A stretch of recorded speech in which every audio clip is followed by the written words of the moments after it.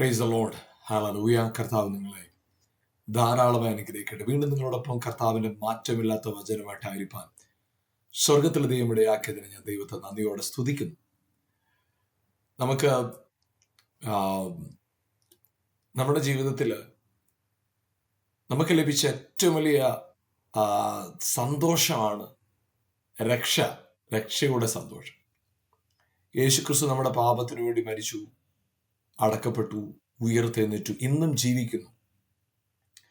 ആ മരണവും പുനരുത്ഥാനവും നമ്മുടെ ജീവിതത്തിൽ നൽകി തന്ന രക്ഷയുടെ ഉറപ്പ്, ദൈവത്തോടുള്ള കൂട്ടായ്മ നഷ്ടപ്പെട്ടു പോയ മാനവജാതിക്ക് എന്നേക്കുമായെന്നല്ല, എന്നാൽ ദൈവത്തോടുള്ള കൂട്ടായ്മ നഷ്ടപ്പെട്ടു പോയ മാനവജാതിക്ക് യേശുക്രിസ്തുവിന്റെ മരണ പുനരുത്ഥാനത്തിലൂടെ ആ രക്ഷയുടെ സന്തോഷം വീണ്ടും നമുക്ക് ലഭിച്ചു.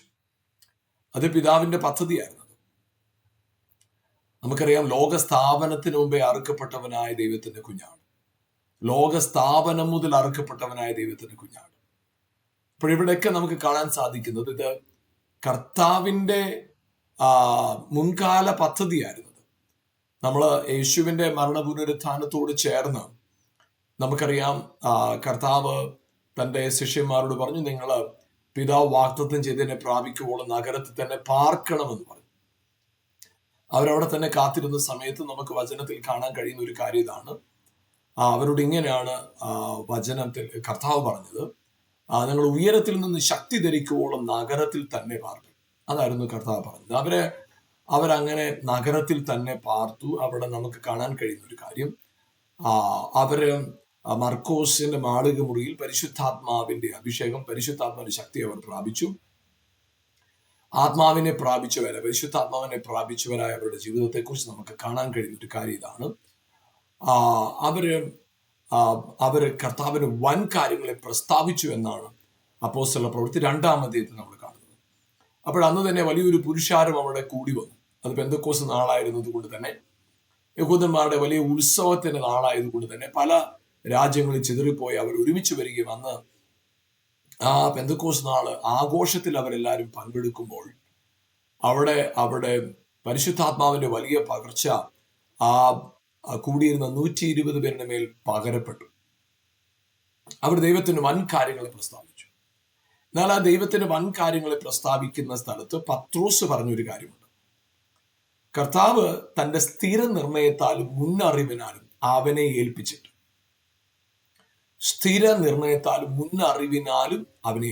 അപ്പോഴ് യേശുവിന്റെ ക്രൂശിലെ മരണം എന്ന് പറയുന്നത് മുൻനിർണയമായിരുന്നു. പിതാവായ ദൈവം മുന്നമേ പദ്ധതി ഇട്ടിരുന്ന കാര്യമാണ്. അതായത് യേശുവിന്റെ ക്രൂശ് മരണവും പുനരുത്ഥാനം. അതുകൊണ്ട് തന്നെ യേശുവിന്റെ ക്രൂശ് മരണവും പുനരുത്ഥാനത്തിലൂടെ അവർക്ക് സംഭവിച്ചതായ വലിയ, അവർക്കെന്നല്ല സകല മാനവജാതിക്കും ഉണ്ടായ വലിയ കാര്യം എന്ന് പറയുന്നത് രക്ഷയുടെ സന്തോഷമാണ്. ഇത് കർത്താവ് ലോകസ്ഥാപനത്തിനു മുമ്പേ താൻ പദ്ധതി കിട്ടുന്ന കാര്യമാണ്. അതുകൊണ്ട് തന്നെ നമുക്ക് വചനത്തിൽ കാണാൻ സാധിക്കുന്നത് എങ്ങനെയാണ്, കർത്താവ് മുന്നറിഞ്ഞവരെ വിളിച്ചവരെ നീതീകരിച്ചവരെ തേജസ്കരിച്ചു വരിക. അപ്പൊ ഇവിടെ നമുക്ക് കാണാൻ സാധിക്കുന്ന ഒരു കാര്യം, ഈ രക്ഷയുടെ സന്തോഷം എന്ന് പറയുന്നത് ഇമ്മീഡിയറ്റ് ആയിട്ട് ഉണ്ടായ ഒരു പ്ലാൻ അല്ല, ഇത് മുന്നറിവിലൂടെ വന്നൊരു കാര്യമാണ്. ഇത് മുന്നമേ ഉള്ള പദ്ധതിയായിരുന്നു. അപ്പൊ ആ യേശുക്രിസ്തുവിന്റെ ക്രൂശ് മരണ പുനരുത്ഥാനത്തിലൂടെ നമുക്ക് ലഭിച്ച ഏറ്റവും വലിയൊരു കാര്യം എന്ന് പറയുന്നത് രക്ഷയുടെ സന്തോഷം. ആ രക്ഷയുടെ സന്തോഷം പ്രാപിച്ചവരായ നമ്മുടെ ജീവിതത്തില് നമുക്ക് ലഭിച്ച ഏറ്റവും വലിയ, അതോടുകൂടെ തന്നെ നമുക്ക് ലഭിച്ച ഏറ്റവും വലിയൊരു ദാനമാണ് പരിശുദ്ധാത്മാവ്. അത് പത്രോസ് പറയുന്ന ഒരു കാര്യമുണ്ട്. പത്രോസിന്റെ പ്രസംഗത്തില് അപ്പോസ്തല പ്രവൃത്തി 2-ാം അധ്യായത്തില് അതിന് 38-ാം വാക്യത്തിൽ ഇങ്ങനെയാണ് പറയുന്നത്, നിങ്ങൾ ഓരോരുത്തൻ മാനസാന്തരപ്പെട്ട് നിങ്ങളുടെ പാപങ്ങളുടെ മോചനത്തിനായി യേശുവിന്റെ നാമത്തിൽ സ്നാനമേൽപ്പി, അപ്പോൾ പരിശുദ്ധാത്മാവെന്ന ദാനം നിങ്ങൾക്ക് ലഭിക്കും. അപ്പോഴവിടെ പത്രോസ് പറയുന്ന ഒരു കാര്യം, പരിശുദ്ധാത്മാവ് നിങ്ങൾക്ക് ലഭിക്കുന്ന ഏറ്റവും വലിയ ദാനമാണ്. അപ്പൊ ഈ ആത്മാവിനെ ലഭിക്കുക, ആത്മാവിനെ പരിശുദ്ധാത്മാവിനെ പ്രാപിക്കുക എന്ന് പറയുന്നത് നമ്മുടെ ജീവിതത്തിലെ ഏറ്റവും വലിയ ദാനമാണ്. അപ്പൊ അത് നമ്മുടെ ജീവിതത്തില് പരിശുദ്ധാത്മാവ് നമ്മിൽ വരുമ്പോൾ നമ്മുടെ ജീവിതത്തിന്റെ അവസ്ഥ മാറും. നമുക്കറിയാം, പഴയ നിയമത്തിൽ പല സ്ഥലത്തും നമുക്കതങ്ങനെ വ്യക്തമായി എടുത്തു പറയുന്നുണ്ട്. ചിന്തിച്ചു നോക്കുക, ശിംശോൻ ശിംശോനെ സംബന്ധിച്ചിടത്തോളം ഒരു പെർഫെക്റ്റ് പേഴ്സണാലിറ്റി ആയിരുന്നില്ല. നമുക്കറിയാം അവന്റെ ജീവിതത്തിനകത്ത് പല സ്ഥലത്ത് തെറ്റിപ്പോയിട്ടുണ്ട്. പക്ഷെ തെറ്റിപ്പോയി ശിംശോന്റെ മേൽ പരിശുദ്ധാത്മാവ് വന്നപ്പോൾ അവന് ശക്തി ലഭിക്കുകയും അവന് തന്റെ ശത്രുക്കളെ മുഴുവൻ പരാജയപ്പെടുത്തുകയും ഒരിക്കലും ഒരു വന്യമൃഗം സിംഹം അവന്റെ നേരെ വന്നപ്പോൾ അവൻ അതിനെ കീറിക്കളയും ഒക്കെ ചെയ്ത് ആത്മാവിന്റെ മേൽ വന്നപ്പോൾ സംഭവിച്ചൊരു കാര്യം. അതുപോലെ തന്നെ മോശയെ കുറിച്ച് നമ്മൾ കാണുന്നു. മോശയിൽ നിന്ന് ആത്മാവിനെ എടുത്ത് മറ്റുള്ളവർക്ക് പകർന്നു കൊടുത്തു എന്ന് പറയുമ്പോൾ മോശയിൽ ആത്മാവുണ്ടായിരുന്നു. അങ്ങനെയാണെങ്കിൽ മോശ ഈ ജനത്തെ നടത്തുവാനും ദൈവശബ്ദം കേൾക്കുവാനും ഒക്കെ പ്രാപ്തനാക്കിയത് മോശയുടെ മേൽ വസിച്ച ആത്മാവ്. അതുപോലെ തന്നെ നമുക്ക് വളരെ വ്യക്തമായി നമ്മൾ കാണുന്ന ഒരു കാര്യമുണ്ട്. ശൗലിന്റെ മേൽ ആത്മാവ് വന്നു, അവൻ പ്രവചിച്ചു എന്ന് നമ്മൾ കാണുന്നു. ദൈവജനത്തിന് ദൈവം നിയോഗിച്ച ആദ്യത്തെ രാജാവിന്റെ ശൗലിന്റെ മേൽ പരിശുദ്ധാത്മാവ് വന്നു എന്ന് നമ്മൾ കാണുന്നു. എന്നാൽ നമുക്ക് പിന്നത്തതിൽ നമുക്ക് കാണാൻ സാധിക്കുന്ന ഒരു കാര്യം, ദാവീദിന്റെ മേൽ ആത്മാവ്. ഇവിടെയൊക്കെ നമുക്ക് കാണാൻ സാധിക്കുന്ന ഒരു കാര്യം, അവർ പരിശുദ്ധാത്മാവിനെ പ്രാപിച്ചപ്പോൾ അവരുടെ ജീവിതത്തിൽ ഉണ്ടായ ഒരു മാറ്റം. ശൗൽ പ്രവചിക്കാനായിട്ട് തുടങ്ങി. എന്നാൽ പരിശുദ്ധാത്മാവ് പ്രാപിച്ച ദാവീദ് കിന്നരം വായിച്ചപ്പോൾ ശൗലിന്റെ മേൽ നിന്ന് ദുരാത്മാവ് പുറത്തു പോകുന്നു. നമുക്കിവിടേക്ക് ആത്മാവിനെ പ്രാപിച്ച വ്യക്തികളുടെ വ്യത്യാസം നമുക്ക് കാണാൻ കഴിയും.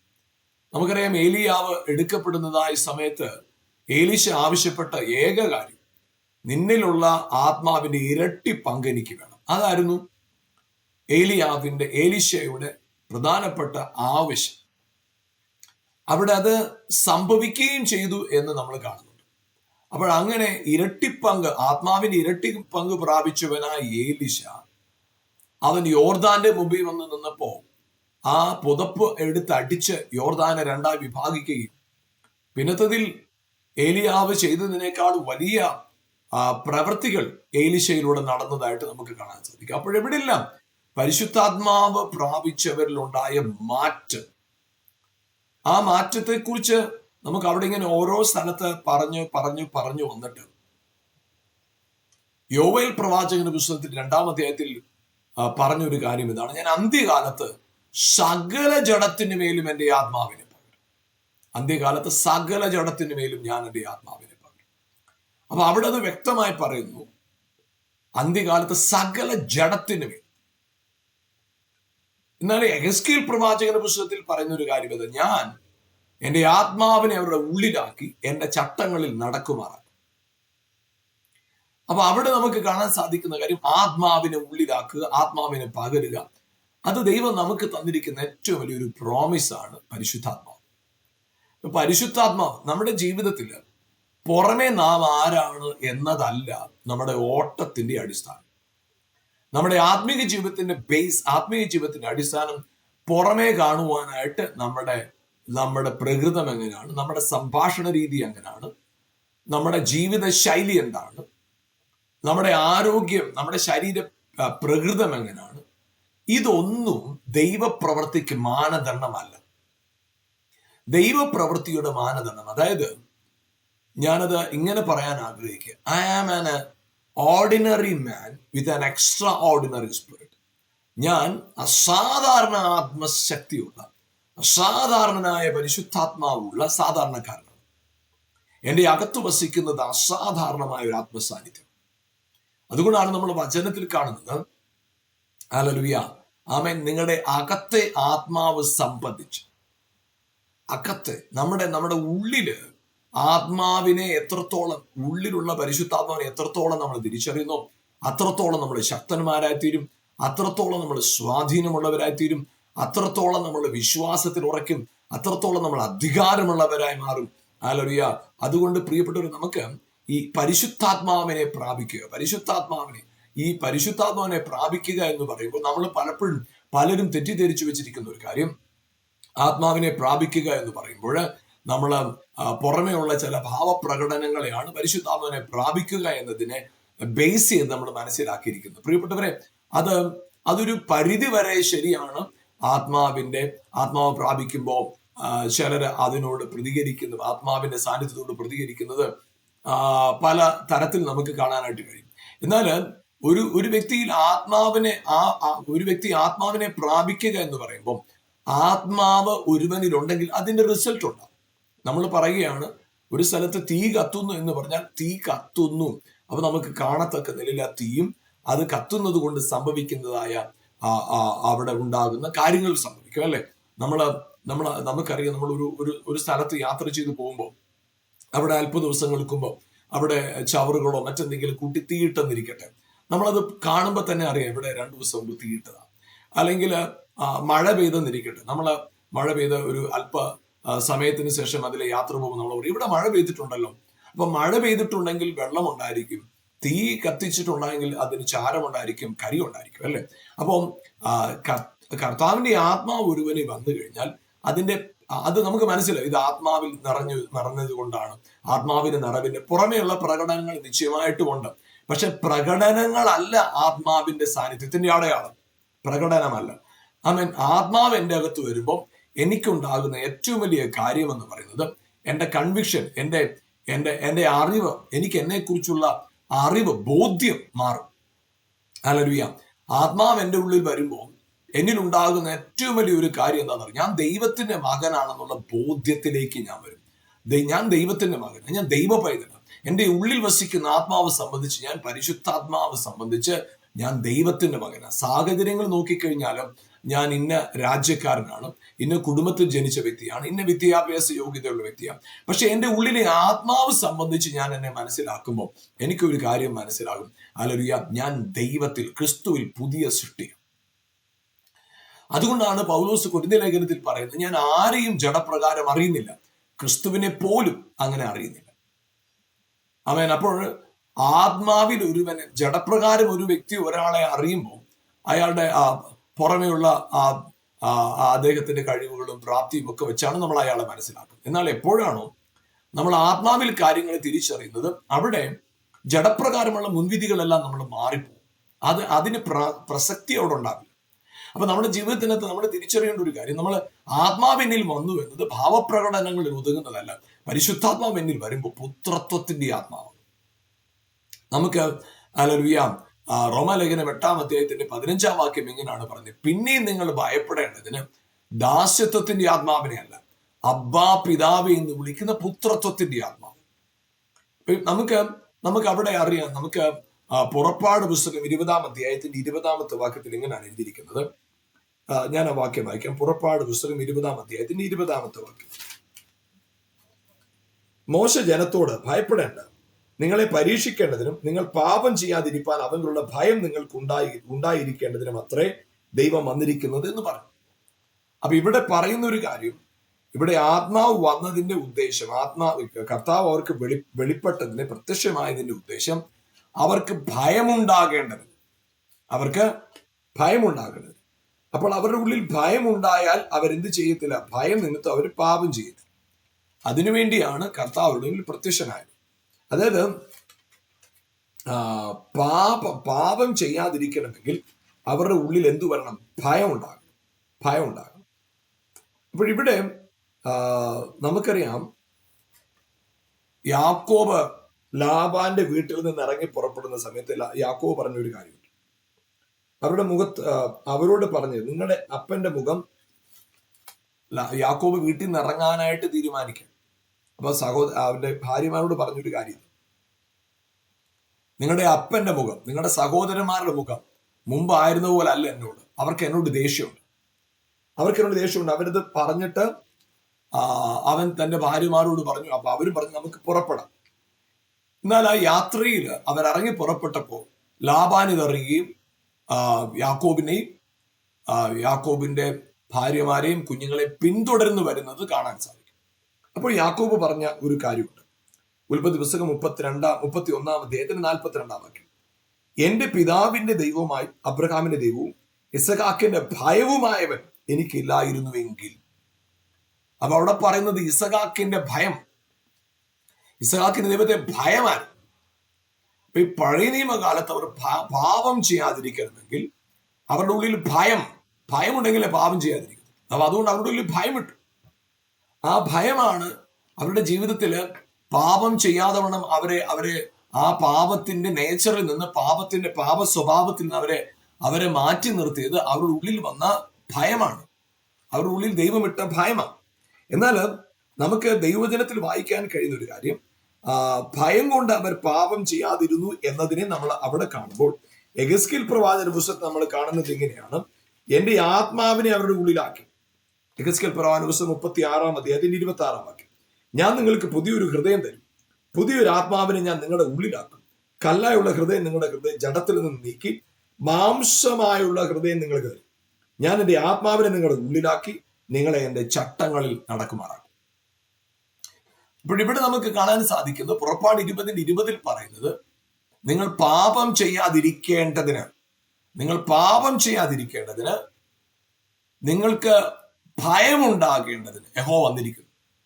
അപ്പൊ ആ സീനായ് മലയുടെ പുകയും ആ മല ചലിച്ചതും ഒക്കെ സംഭവിച്ചത് എന്തിനാണെന്നറിയാം? ഇവരുടെ ഉള്ളില് ഭയമുണ്ടായിട്ട് പാപം ചെയ്യാതിരിക്കാനായിട്ട്.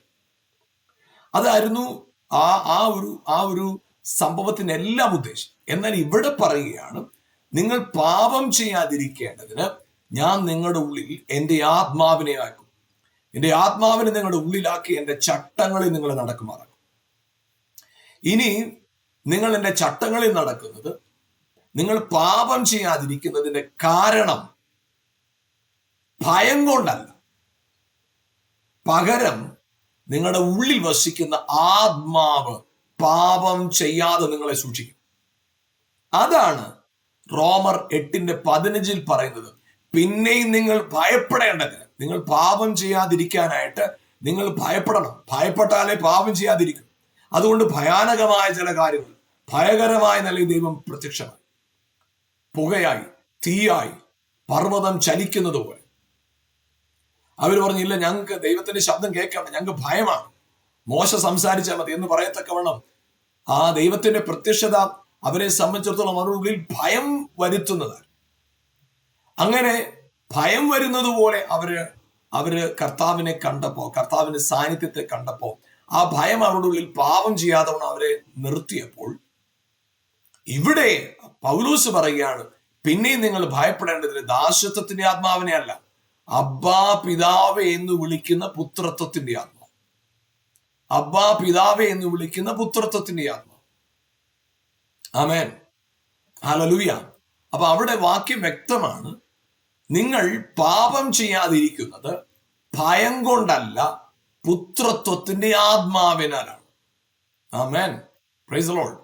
പുത്രത്വത്തിന്റെ ആത്മാവ്. അപ്പോൾ പഴയ നിയമത്തിൽ ആത്മാവ് വന്നപ്പോൾ ജഡത്തിൽ അവർക്ക് ബലം തന്ന് ശത്രുവിനെ പരാജയപ്പെടുത്തുവാനും നീതി നിവർത്തിക്കുവാനും രാജ്യത്തെ ഭരിക്കുവാനും പ്രവചിക്കാനുമൊക്കെയാണ് ആത്മാവ് അവരിൽ പ്രവർത്തിച്ചത്. എന്നാൽ പുതിയ നിയമത്തിൽ, അഥവാ യേശുക്രിസ്തുവിന്റെ മരണപുനരുത്ഥാനത്തിന് ശേഷം ആത്മാവ് വന്നത് നമുക്ക് ഭൗതികമായി അല്ലെങ്കിൽ ജഡപ്രകാരമായി പ്രത്യേകമായ പദവിയോ ശക്തിയോ പ്രാപ്തിയോ തന്ന് നമ്മുടെ ജഡപ്രകാരമുള്ള എന്തെങ്കിലും വ്യത്യസ്തതകൾ നമ്മൾ വരുത്താനായിട്ടല്ല. നമ്മുടെ മേൽ ആത്മാവ് വരുന്നത് നമുക്ക് കൺവിക്ഷൻ തരാനായിട്ടാണ്. പുത്രത്വത്തിന്റെ ആത്മാവ്. അതാണ് 16 വാക്യം റോമർ 8:16 പറയുന്നത്.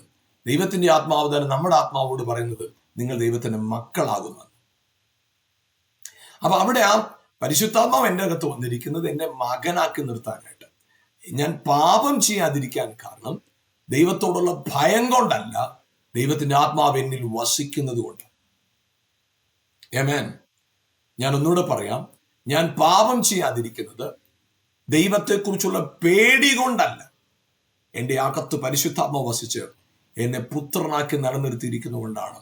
ഞാൻ പുത്രനാകിയാൽ, പുത്രത്വത്തിന്റെ ആത്മാവിനിൽ വസിക്കുന്നത് കൊണ്ട്, ഞാൻ മകനാകിയാൽ എന്നെ മകനാക്കി തീർക്കുന്ന ആത്മാവ് എൻ്റെ അകത്ത് വസിക്കുന്നത് കൊണ്ട് എനിക്ക് പാപം ചെയ്യാൻ പറ്റില്ല. ഞാൻ പാപം ചെയ്യാതിരിക്കുന്നത് ഭയത്തിന്റെ ബേസിലല്ല, ഹല്ലേലൂയ, ആമേൻ, പുത്രത്വത്തിന്റെ അടിസ്ഥാനത്തിൽ. ഇത് നമ്മുടെ അകത്തുണ്ടാകുന്ന ഒരു തിരിച്ചറിവ്. ഇവിടെ വചനത്തിൽ പറയുന്ന ഒരു കാര്യം, നമുക്ക് യെഹെസ്കേൽ പ്രവാചകന്റെ പുസ്തകത്തിൽ ഈ ആത്മാവിനെ നൽകുന്നതിനെ കുറിച്ചൊക്കെ പറയുന്നതിന് മുമ്പ് പറയുന്ന ഒരു കാര്യം, അതിന്റെ 9-ാമത്തെ വാക്യം, 36-ാമത്തെ 9-ാം വാക്യം, ഞാൻ നിങ്ങൾക്ക് അനുകൂലമായിരിക്കും, ഞാൻ നിങ്ങളുടെ അടുക്കലേക്ക് തിരിയും, നിങ്ങളിൽ കൃഷിയും വിതയും നടക്കും. ഞാൻ നിങ്ങളിൽ മനുഷ്യരെ, ഇസ്രായേൽ ഗൃഹം മുഴുവനെയും തന്നെ വർദ്ധിപ്പിക്കുകയും പട്ടണങ്ങളിൽ നിവാസികളുണ്ടാകും, ശൂന്യ പ്രദേശങ്ങളെയും പണിയും. ഞാൻ നിങ്ങളിൽ മനുഷ്യരെയും മൃഗങ്ങളെയും വർദ്ധിപ്പിക്കും, അവർ പെരുകി സന്താനപുഷ്ടിയുള്ളവരാകും. ഞാൻ നിങ്ങളിൽ പണ്ടത്തെ പോലെ ആളെ പാർപ്പിക്കും, നിങ്ങളുടെ ആദ്യകാലത്തുണ്ടായിരുന്നതിനേക്കാൾ അധികം നന്മ ഞാൻ നിങ്ങൾക്ക് ചെയ്യും. ഞാൻ യഹോവ എന്ന് നിങ്ങൾ അറിയും. ഞാൻ അപ്പോൾ ഈ ബ്ലെസ്സിങ്സ്, ഈ അനുഗ്രഹങ്ങളെ കുറിച്ചല്ല ഇവിടെ പറയുമ്പോൾ, ഈ ഒരു അനുഗ്രഹത്തിന്റെ വാഗ്ദത്തങ്ങളെല്ലാം ഇവിടെ എടുത്തെടുത്ത് പറയുമ്പോൾ ഈ അനുഗ്രഹത്തിന്റെ എല്ലാം അടയാളമാകുന്നത് നിങ്ങളുടെ ഉള്ളിൽ വസിക്കുന്ന ആത്മാവ്. അതിനെല്ലാം കാരണമാകുന്നത് നിങ്ങളുടെ ഉള്ളിൽ വസിക്കുന്ന ആത്മാവ്. അപ്പോഴും നമ്മൾ ഈ ഒരു ഭാഗത്തെ കുറിച്ചുള്ള തിരിച്ചറിവ് നമ്മുടെ അകത്തുണ്ടാകും. നമ്മുടെ ഉള്ളിൽ ആത്മാവ് വസിക്കുന്നു എന്ന ബോധ്യം നമുക്ക് ലഭിക്കേണ്ടത് എങ്ങനെയാണ്? വചനത്തിൽ നിന്നാണ്. അപ്പോൾ വചനം വായിക്കണം. വചനത്തിൽ പറയുന്നത് ഇങ്ങനെയാണ്: നിങ്ങൾ ദൈവത്തിന്റെ മന്ദിരമെന്നും ദൈവത്തിന്റെ ആത്മാവ് നിങ്ങളിൽ വസിക്കുന്നു എന്ന് നിങ്ങൾ അറിയുന്നില്ലയോ?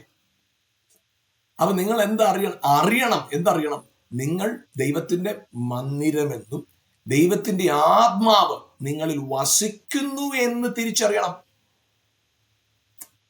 അപ്പൊ ആ തിരിച്ചറിവ് നിങ്ങളിൽ ഉണ്ടാകേണ്ട അറിവാണ്. ആ അറിവിലൂടെയാണ് നിങ്ങൾ മനസ്സിലാക്കേണ്ടത് ഞങ്ങൾ പുത്രന്മാരാണ്. പുത്രത്വത്തിന്റെ ആത്മാവാണ് എന്നിൽ വസിക്കുന്നത്, പുത്രത്വം എന്നിൽ വാഴുന്നു, പുത്രനായി തീർന്നവൻ. ഹല്ലേലൂയ. അപ്പൊ ഈ പുത്രത്വത്തിന്റെ ആത്മാവ് നിങ്ങളിൽ വസിക്കും. ആ പുത്രത്വത്തിന്റെ ആത്മാവിനാൽ ഹല്ലേലൂയ പാപം ചെയ്യാൻ കഴിയാതെ വണ്ണം നമ്മൾ സൂക്ഷിക്കപ്പെടും. അതുകൊണ്ടാണ് കർത്താവ് പറഞ്ഞത്, സത്യത്തിന്റെ ആത്മാവ് വരുമ്പോൾ അവൻ നിങ്ങളെ സകല സത്യത്തിലും വഴി നടത്തും. ആമേൻ.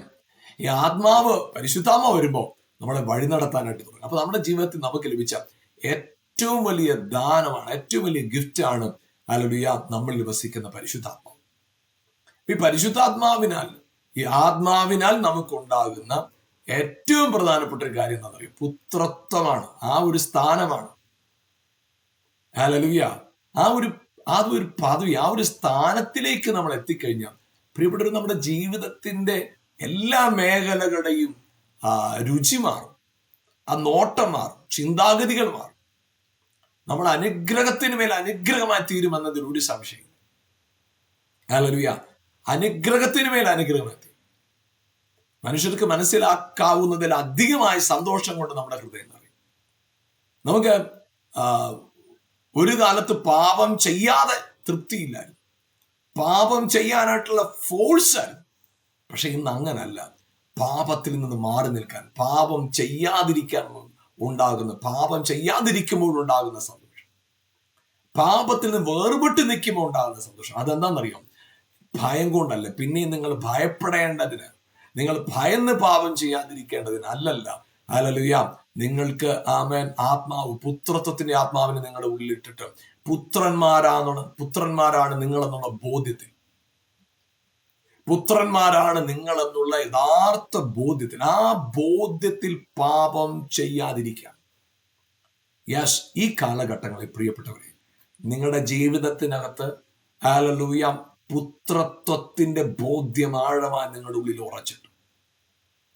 മക്കളാണെന്നുള്ള ബോധ്യത്തിൽ ആഴമായി നിങ്ങളുടെ ജീവിതത്തിൽ വെളിപ്പാട് ലഭിച്ചിട്ട് പാപം ചെയ്യാതിരിക്കുക എന്നതിന് അതീതമായി ഹല്ലേലൂയ ഒരു ദൈവ പൈതലിന് എന്തൊക്കെ അവകാശങ്ങളുണ്ടോ, എന്തൊക്കെ അധികാരങ്ങളുണ്ടോ, എന്തൊക്കെ പ്രിവിലേജസ് ഉണ്ടോ, അതെല്ലാം ഈ ഭൂമിയിൽ അനുഭവിച്ച് ജീവിക്കുന്നവരായി തീരാനായിട്ട് യെസ് ഹല്ലേലൂയ അതിനായി പരിശുദ്ധാത്മാവ് നിങ്ങളെ സഹായിക്കട്ടെ.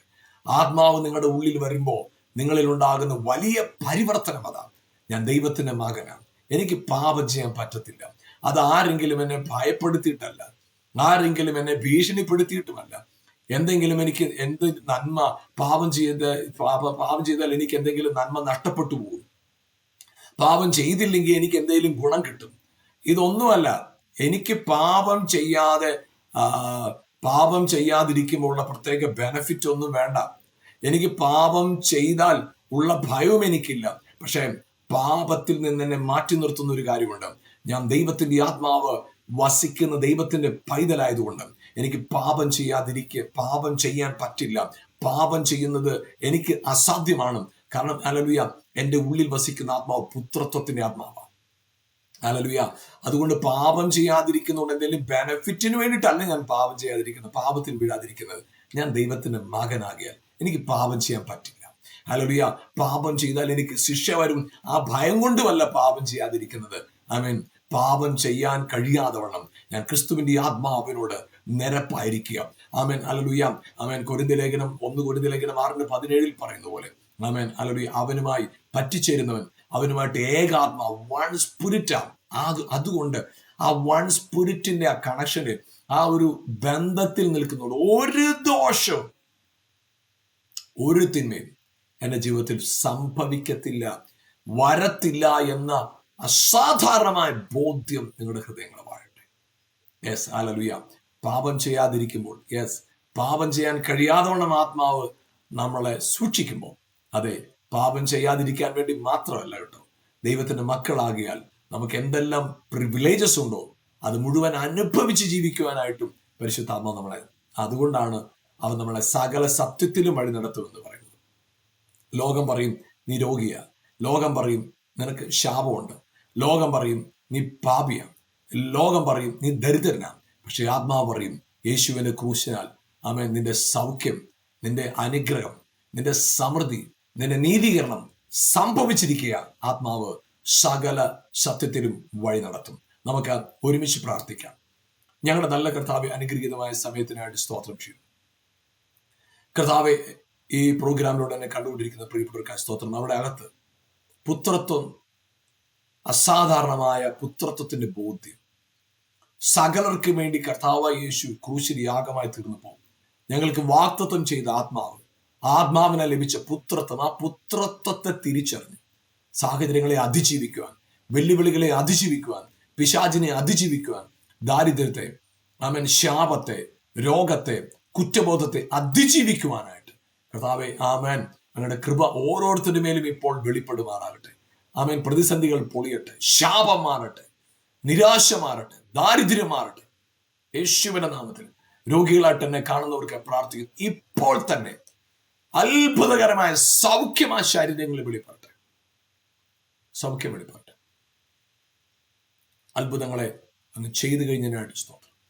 അധികാരത്തോടുകൂടി വെളിപ്പെട്ട് നിൽക്കുന്നതിനായി സ്തോത്രം. മഹത്വം എല്ലാം അറുക്കപ്പെട്ട കുഞ്ഞാടിന് യേശുവിൻ നാമത്തിൽ തന്നെ പിതാവേ, ആമേൻ, ആമേൻ, ആമേൻ. Praise God. പ്രിയപ്പെട്ടവർ, നമ്മുടെ ജീവിതത്തിനകത്ത് ക്രിസ്തുവിലുള്ള ആ യഥാർത്ഥ ബോധ്യം, ഞാൻ ദൈവത്തിന്റെ മകനാണെന്നുള്ള ആ ബോധ്യത്തിൽ പാപം ചെയ്യാതിരിക്കുക മാത്രമല്ല, ആമേൻ, ലോകത്തിനോട് അനുരൂപമായും ലോകത്തിന്റെ സാഹചര്യങ്ങൾക്ക് മുഴുവൻ അടിമയായി ശാപവും പാപവും രോഗവും ചുമന്ന് ജീവിക്കാനല്ല, ക്രിസ്തുവിൽ നമ്മൾ ആരാണെന്ന് തെളിയിക്കാനായിട്ട്, വെളിപ്പെടുത്താനായിട്ട് ആത്മാവ് ദിവസങ്ങൾ നിങ്ങളെ സഹായിക്കട്ടെ. God bless you. ആമേൻ.